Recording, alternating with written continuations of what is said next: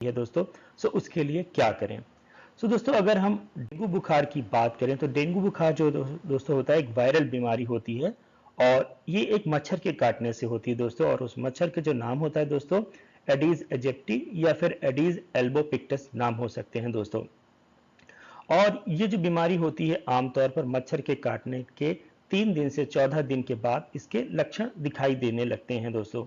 अगर मैं लक्षणों की बात करूं तो इसके 7 जो इंपॉर्टेंट लक्षण होते हैं दोस्तों, पहला होता है बुखार, सर दर्द और चकत्ते दोस्तों। ये डेंगू बुखार के 3 इंपॉर्टेंट जो होते हैं लक्षण होते हैं दोस्तों। और यही 3 लक्षण इस बुखार को दूसरे अन्य बुखारों से अलग करते हैं। उसके साथ साथ में थकावट, जोड़ों और मांसपेशियों में दर्द, उसके साथ साथ में गले में जो दोस्तों ग्रंथियां होती हैं उनका सूज जाना दोस्तों। और उसके साथ साथ में क्या होता है कि डेंगू में बुखार के बाद में प्लेटलेट की गिनती कम होने लगती है दोस्तों। दोस्तों प्लेटलेट हमारे शरीर में अगर बात करूं तो इनकी जो गिनती होती है लगभग 4.5 लाख होती है दोस्तों।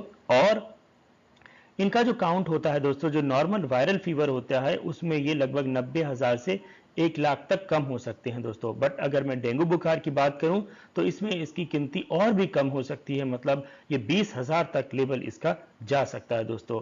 यही चीज जो होती है दोस्तों इस बुखार को वायरल बुखार से अलग करती है दोस्तों।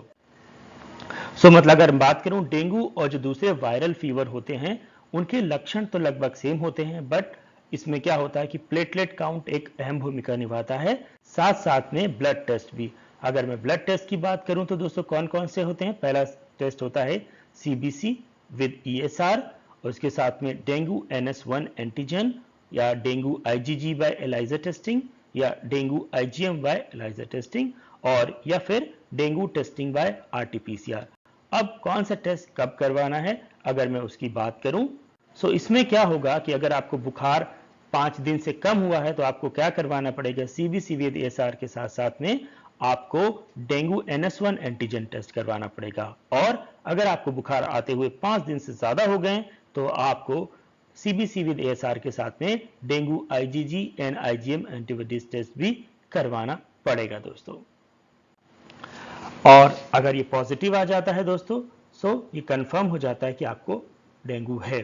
और अगर मैं इसके इलाज की बात करूं, जैसा मैंने दोस्तों बताया कि डेंगू एक वायरल बीमारी होती है, इसके लिए कोई स्पेशल ट्रीटमेंट या स्पेशल टैबलेट नहीं होती दोस्तों। इसके लिए एसिटामिनोफेन जो आप पैरासीटामोल की टैबलेट लेते हैं दोस्तों उसका इस्तेमाल किया जाता है दोस्तों। बट याद रखें जो एस्पिरिन कंटेंट वाली टैबलेट है उससे बचें, क्योंकि इससे आपकी ब्लीडिंग बढ़ सकती है दोस्तों। और साथ साथ में अधिक से अधिक आराम करें और पानी काफी ज्यादा मात्रा में पिएं, क्योंकि अगर आपके शरीर में पानी की कमी हो गई तो दोस्तों आपको ग्लूकोज की ड्रिप चढ़वानी पड़ेगी दोस्तों। अगर इसके घरेलू उपचार की बात करूं तो इसमें मेथी के बीज या पत्ते काफी अहम भूमिका निभाते हैं दोस्तों। आपको क्या करना है कि कम से कम दिन में 2-3 बार 1 कप मेथी का पानी पिएं दोस्तों। अगर आप मेथी का पानी नहीं पी सकते तो आप मेथी का जूस भी पी लें दोस्तों। इससे क्या होगा कि आपके जो रोगों से लड़ने की क्षमता है दोस्तों वो काफी हद तक बढ़ेगी दोस्तों, और आपका प्लेटलेट काउंट भी नॉर्मल होगा। अगर मैं दूसरे घरेलू उपचार की बात करूं तो दोस्तों ज्यादातर लोग जैसे जानते हैं पपीते के पत्ते। अब दोस्तों पपीते के पत्ते में एक कुछ नेचुरल चीजें ऐसी होती हैं दोस्तों जो काफी हद तक आपको प्लेटलेट काउंट बढ़ाने में मदद करती हैं दोस्तों। अगर किसी व्यक्ति को ट्रीटमेंट के बाद में बहुत ज़्यादा कमजोरी है तो उसके लिए आप क्या कर सकते हैं? उसके लिए आप जो फोलिक एसिड की अधिक मात्रा में लें दोस्तों। फोलिक एसिड किन किन खाद्य पदार्थों में होता है? जैसे कि पालक, हरी पत्तेदार सब्जियां, साथ साथ में जो दालें वगैरह होती हैं, दूध में दोस्तों, साथ में जो चावल या जो खमीर होता है उसमें फोलिक एसिड की मात्रा अधिक पाई जाती है। साथ साथ में विटामिन B12 दोस्तों, विटामिन B12 की अधिक मात्रा जो होती है नॉन वेज सोर्सेज में होती है दोस्तों, जैसे कि मांस और मछली। तो अगर आप चाहें तो इसका सेवन आप कर सकते हैं। और तीसरा जो होता है दोस्तों विटामिन सी। विटामिन सी की जैसे हम बात करें तो ये खट्टे पदार्थों में होता है दोस्तों, खट्टे फलों में, जैसे संतरा, अंगूर, कीवी का जो फल होता है दोस्तों, स्ट्रॉबेरीज। आप इसको भी अधिक मात्रा में दोस्तों ले सकते हैं दोस्तों। उसके साथ साथ में आप कुछ टेबलेट्स भी ले सकते हैं, जैसे आपके डॉक्टर्स ने रिकमेंड करी होंगी मिथाइल कोबालामिन टेबलेट्स 1500 mcg जो आप हैं 15 दिन तक लेनी होगी दोस्तों, और रोजाना 1 टेबलेट आपको खानी है दोस्तों। साथ साथ में मल्टीविटामिन की टेबलेट भी ले सकते हैं दोस्तों 15 दिन तक, और आपको ये भी रोजाना 1 टेबलेट ही खानी है दोस्तों।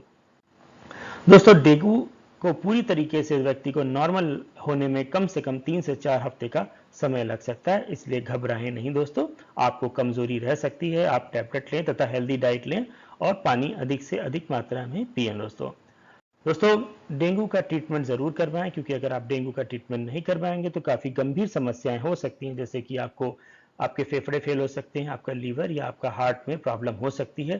साथ साथ में आपको हाई ब्लड प्रेशर हो सकता है, जिसकी वजह से आपको दिमाग की नसें फट सकती हैं दोस्तों, और मृत्यु भी हो सकती है दोस्तों। सो डेंगू से रिलेटेड अगर आपकी कोई भी क्वेरी है दोस्तों, सो आप कमेंट बॉक्स में जाके कमेंट कर सकते हैं दोस्तों। और अगर आपको वीडियो अच्छा लगा हो तो प्लीज़ लाइक शेयर करना ना भूलें तथा बेल आइकॉन दबाएं, जिससे मेरे अगले वीडियो की नोटिफिकेशन आप तक पहुंच सके। With this, thank you very much for watching health Rambo दोस्तों।